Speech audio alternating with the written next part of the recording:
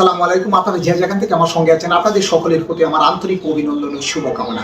আজ আমি আপনাদের সামনে তুলে ধরবো পোল্ট্রি খামারিরা কার হাতে ধরা, কেন প্রতিনিয়ত তাদেরকে হুমকিতে রাখতে হয়, ঝুঁকি নিয়ে তারা করে এই ব্যবসা, আর এই ব্যবসা করে কারা লাভবান। পরবর্তী পর্বে আমি আপনাদের সামনে তুলে ধরবো প্রকৃত গোপন রহস্য, কারা এই সিন্ডিকেট বাণিজ্যের সাথে জড়িত এবং কিভাবে তারা এই সিন্ডিকেট বাণিজ্য করে এই সাধারণ মানুষের সাথে ভয়াবহ প্রতারণা করে চলে। সেই দৃশ্যই আমি আপনাদেরকে তৃতীয় পর্বে দেখাবো। সেই পর্যন্ত আমার সঙ্গে থাকুন। দেখেন, ব্যবসা আমাদের জন্য না, গরিবের জন্য না। ব্যবসা গেছে কোটিপতিদের হাতে, যারা টাকা আছে এরাই ব্যবসা করতেছে। মানে আপনার ডিলারশিপ নিয়ে বসে, ওদের কোনো লস নাই। মুরগ বেচলেও লাভ, বিক্রি করলেও লাভ, আবার মুরগ বাচ্চা দিলেও লাভ, পিঠের থেকে লাভ, ওষুধের থেকে লাভ, সব এরারই। খামারে শুধু খাইটেই যাচ্ছে। মানে এদের আর বলার কিছুই নাই।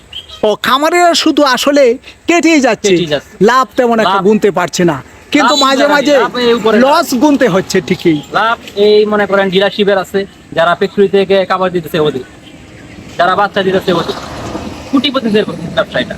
তার মানে হচ্ছে আপনারা শুধু শাকের করাত, উভয় দিক থেকেই খাটে। এটাই বাচ্চাগুলি আমি 85 টাকা করে এটা কিনছি। সেই সময় মুরগের দর ছিল 200 টাকা। 200 টাকা আসিল বলে আমি 85 টাকাতে বাচ্চা কিনছি। এখন এই মুরগের দাম দাঁড়াইছে 65 টাকা। তাহলে এখন আমি বাচ্চাগুলি 85 টাকা রেটে কিনছি, আমি 65 টাকা বেচলে আমি কি লাভবান হতে পারবো? এখন তো আমার 50,000 60,000 টাকা লস।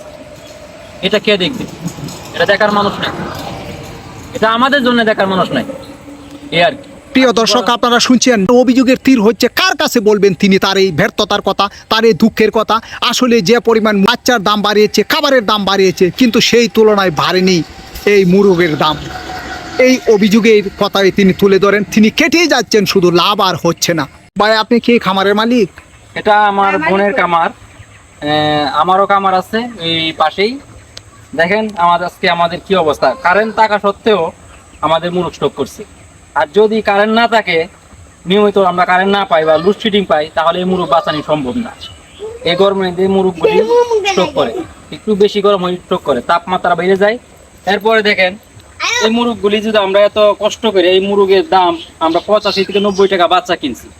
এখন মুরগের দাম অলরেডি আয় পড়ছে আপনার 60-65 টাকা। তাহলে আমরা বিক্রি করলে এখন কিভাবে আমরা লাভবান হব? আমরা প্রতি বেসে প্রায় 50-60 টাকা লস। এরপরে আমরা যদি বাচ্চাগুলি একটু কমে পাইতাম, খাবারের দামটা যদি একটু কমতো, তাহলে আমরা মোটামুটি চলতে পারতাম কামারির আর কি। এখানে আসলে আমাদের প্রফিট বলতে কিছুই নাই। যারা কামার করে এরা অত মধ্যবিত্ত ফ্যামিলির লোকে কামার করে। এছাড়া আর কি বলবো, আমাদের বলার ভাষা নাই। আমরা লোডশেডিং এর জন্য আমরা সমস্যায় পড়তেছি। মুরগের দাম বাড়া থেকে, মুরগের বাচ্চার দাম বাড়া থেকে আমরা সমস্যায় পড়তেছি।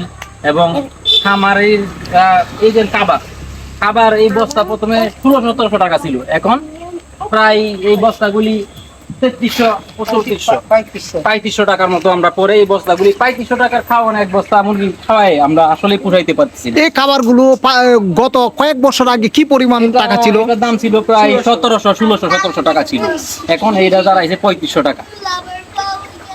এই খাবার, ওষুধ সব, মানে এটা একটা কি বলবো আর। তার মানে কি আপনি বুঝাতে চেয়েছেন প্রায় দ্বিগুণের কাছাকাছি হয়ে গেছে এই কয়েক বছরের ব্যবধানে, 4 থেকে 5 বছরের ব্যবধানে ভিতরে দ্বিগুণ হয়ে গেছে। প্রিয় দর্শক, আপনারা শুনছেন খাবারের দাম বাড়তি, মুরগের দাম বাড়তি। আসলে বিপাকে পড়েছেন সেই খামারিদের প্রতিনিয়ত লসই গুনতে হচ্ছে। যদিও আশায় বুক বেঁধেছিল যে লাভের জন্য ইনভেস্ট করেছিল, কিন্তু সেই পরিমাণ লাভ তারা পাচ্ছে না, শুধু মুনাফা বিনিয়োগ করে যাচ্ছে। আর এরই মধ্যে মাত্রাতিরিক্ত লোডশেডিংয়ের কারণে তারা চরম ঝুঁকিতে আছে বলেও জানান। আমি এই মুহূর্তে অবস্থান করছি কিশোরগঞ্জ জেলার বাজিতপুর উপজেলার ইকর হাটিয়া গ্রামে। আর এখানে অসংখ্য খামারির সাথে আমি কথা বলেছি। তারা তাদের প্রত্যেকের এই সমস্যা একটাই, বিদ্যুতের সমস্যা, অতিরিক্ত দাম।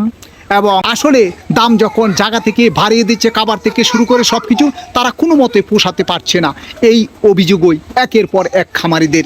তিনি একজন সদ্য প্রবাসী, তারও নিজস্ব ফার্ম আছে, কিন্তু তিনি নিজে লাভবান হতে পারেননি বলেও অভিযোগ করেন। বিদ্যুতের দায়িত্বে থাকাদের প্রতি আমার বিশেষ অনুরোধ, আপনারা এই সব ক্ষুদ্র খামারিদের দিক বিবেচনা করে আপনারা লোডশেডিংয়ের মাত্রা কমিয়ে দেন এবং বিদ্যুৎ এর উপর যেখানে নির্ভর করছে সব কিছু, যন্ত্রচালিত যেখানে সব কিছু, আর এখানে যন্ত্রচালিত মানেই হচ্ছে বিদ্যুৎ নির্ভরশীল। আর এই বিদ্যুতের উপরে বর্তমান জনশক্তির সব কিছুর উন্নয়ন নির্ভর করে। উন্নয়নের চাবিকাঠি বলা চলে বিদ্যুৎ। তাই বিদ্যুতের ঘাটতি একটা মারাত্মক হুমকি, শুধু খামারিদের জন্য নয়, এছাড়াও যত শিল্প কারখানা আছে সব কিছুরও একটা হুমকি স্বরূপ বিদ্যুতের লোডশেডিং।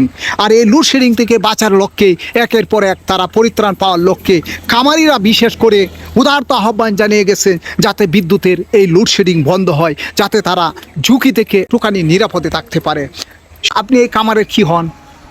আমার আমি খালি ও পরিচালনা করেন।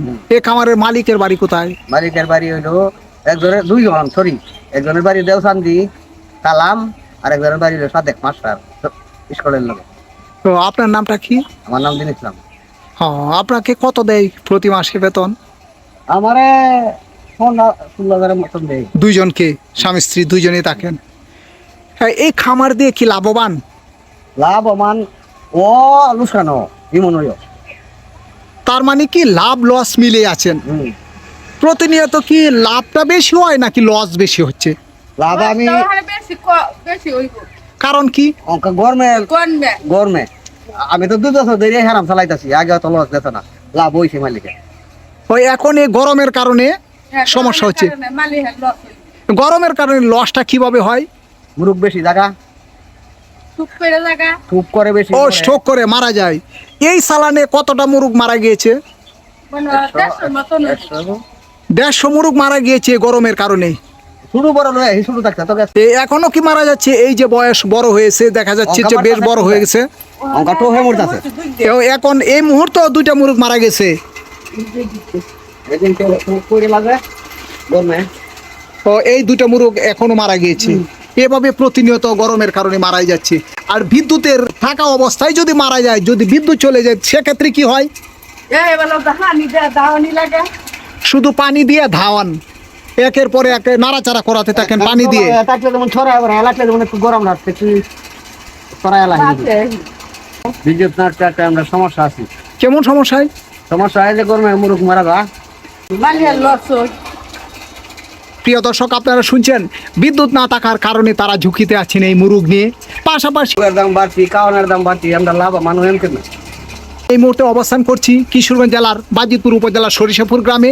এখানে খামারিদের সাথে কথা হলে তারা বিভিন্ন সমস্যার কথা তুলে ধরেন। পাশাপাশি আমি এই মুহূর্তে যে খামারে অবস্থান করছি, তারা একের পর এক তাদের সমস্যা, অবর্ণনীয় সমস্যার কথা তুলে ধরে। তবে সবচেয়ে বেশি যে সমস্যার কথা তুলে ধরেন সেটি হচ্ছে বিদ্যুতের সমস্যা। তাপমাত্রা বেশি থাকার কারণে বিদ্যুৎ না থাকলে অতিরিক্ত পরিমাণে স্ট্রোক করছে মুরুগ, যে কারণে তারা লাভ তো দূরের কথা, চালান পাবেন কিনা এ নিয়েও সন্দিহান। পাশাপাশি তারা বলছেন যে খাবারের দাম অতিরিক্ত, মুরগের বাচ্চার দাম অতিরিক্ত, তা কি করে লাভবান হবে এই হতাশায় ভুগেন তারা। পাশাপাশি তারা বলছেন মালিক যদি লাভবান না হতে পারে তাহলে আমাদের বেতন দিবে কোথা থেকে, এই অভিযোগও তারা তুলে ধরেন। আবারও দেখা হবে কোনো এক খামারে কোনো এক কর্মচারী। এই খামারে কতগুলো বাচ্চা আছে? 1600। এ বাচ্চা কয়দিন হয়েছে উঠানো হয়েছে? 5 দিন। কত করে নিয়েছে প্রতি পিস বাচ্চা? 65 টাকা করে। তার মানে কি সাম্প্রতিক বাচ্চার দাম কিছুটা কমেছে?